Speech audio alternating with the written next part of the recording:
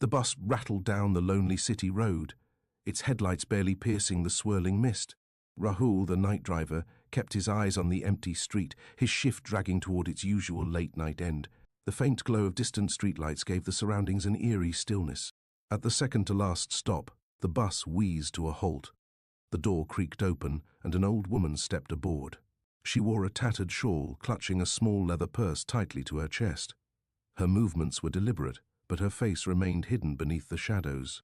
Rahul called out, "Ma'am, where are you headed? This is the last route." She said nothing, shuffling to the back of the bus and settling into the last row. The air around her seemed to grow colder, but Rahul shook it off and continued the drive. The bus reached the terminal, deserted and bathed in pale light.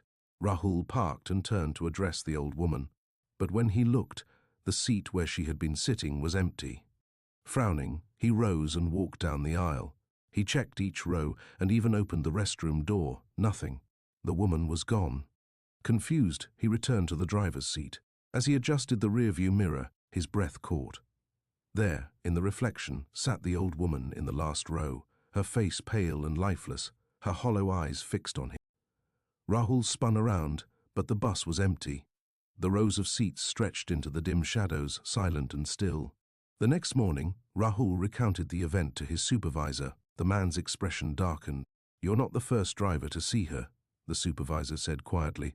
"Every year, around this time, she appears. They say she's waiting for her son, a boy who never came home." From that day, Rahul never drove the last route again. But the stories of the ghostly passenger continued, haunting anyone brave enough to take her on board.